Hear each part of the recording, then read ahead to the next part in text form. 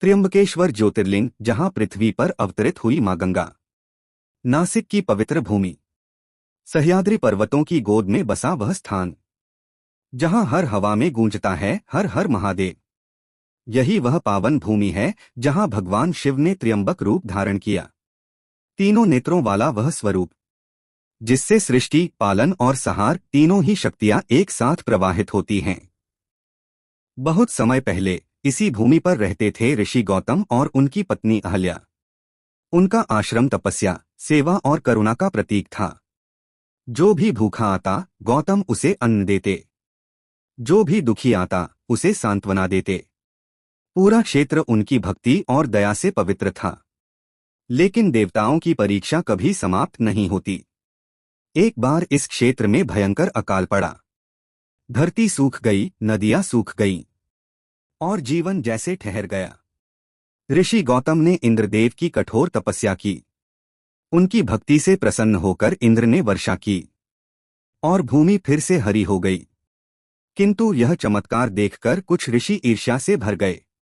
उन्होंने एक षड्यंत्र रचा और झूठा आरोप लगाया कि गौतम ने एक गाय की हत्या की है। यह सुनते ही पूरा क्षेत्र मौन हो गया। ऋषि गौतम दुखी थे, लेकिन शांत रहे। उन्होंने हाथ जोड़कर कहा, हे महादेव, यदि मेरा हृदय पवित्र है तो मुझे वह शक्ति दो जिससे मैं इस पाप से मुक्त हो सकूं। गौतम ऋषि सह्याद्री पर्वत की चोटी पर गए और दिनरात भगवान शिव की आराधना करने लगे। उनकी वाणी में बस एक ही शब्द था, नमः शिवाय, नमः शिवाय। उनकी भक्ति से प्रसन्न होकर भगवान शिव ने अपने त्रिनेत्रों से तेज प्रकाश निकाला। आकाश में गड़गड़ाहट हुई और पूरा पर्वत थर्रा उठा। शिव प्रकट हुए, त्रिनेत्रों से प्रज्वलित, जटाओं में गंगा और मुख पर दिव्य तेज। ऋषि गौतम शिव बोले, तुम निर्दोष हो, तुम्हारा हृदय निर्मल है और तुम्हारी करुणा इस जगत के लिए वरदान है। मैं तुम्हारे लिए गंगा को पृथ्वी पर प्रवाहित करूंगा। उसी क्षण शिव के त्रिनेत्रों से अग्नि प्रकट हुई और उसी अग्नि से जन्मी मां गंगा। गंगा ने झुककर कहा, हे महादेव, आपकी आज्ञा मेरे लिए आदेश है। मैं इस धरती को पवित्र कर दूंगी। जो ही गंगा की पहली धारा धरती पर गिरी, वह स्थान बन गया त्र्यंबकेश्वर।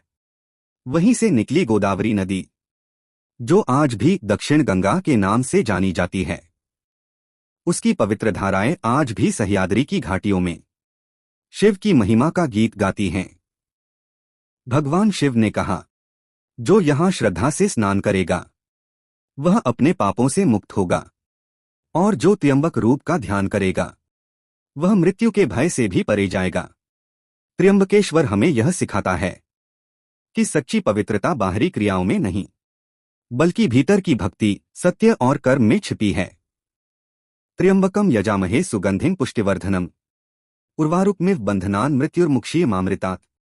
यह महामृत्युंजय मंत्र हमें याद दिलाता है कि जो शिव को त्र्यंबक रूप में स्मरण करता है वह भय, मृत्यु और अंधकार तीनों से मुक्त होकर अमृतत्व को प्राप्त करता है।